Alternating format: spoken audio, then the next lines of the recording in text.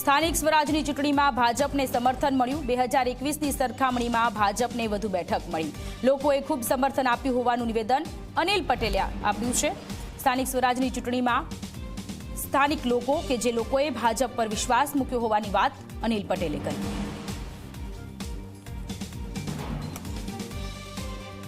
સ્થાનિક સ્વરાજની ચૂંટણીના પરિણામો અને તેની સાથે વાતચીત કરવા માટે આપણી સાથે ડૉક્ટર અનિલ પટેલ ઉપસ્થિત છે। એમની સાથે વાતચીત કરીશું, અમને પૂછીશું સાહેબ શું કહેશો પરિણામો ઉપર? ગુજરાતની પ્રજાનું પ્રચંડ જનસમર્થન ભારતીય જનતા પાર્ટીને મળ્યું છે।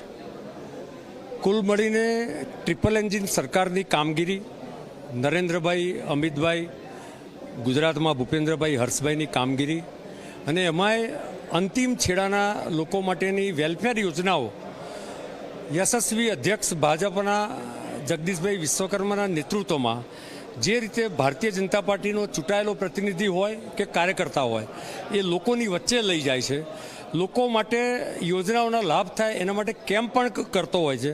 સતત 24/7 365 દિવસ લોકોની વચ્ચે રહીને જે જનસેવાનું કામ કરી રહ્યા છે એને ગુજરાતની જનતાએ જબરજસ્ત જનસમર્થન આપ્યું। આ વખતની જે પરિણામો અત્યારે પ્રાઇમા ફેસી જે આવ્યા છે, જો એનું એનાલિસિસ કરીએ તો 2021 કરતાં પણ વધારે સીટો અમે પ્રાપ્ત કરી રહ્યા છે। 2021 કરતાં પણ વધારે મતદાન પર્સન્ટેજ ઓફ વોટિંગ અમે પ્રાપ્ત કરી રહ્યા છે।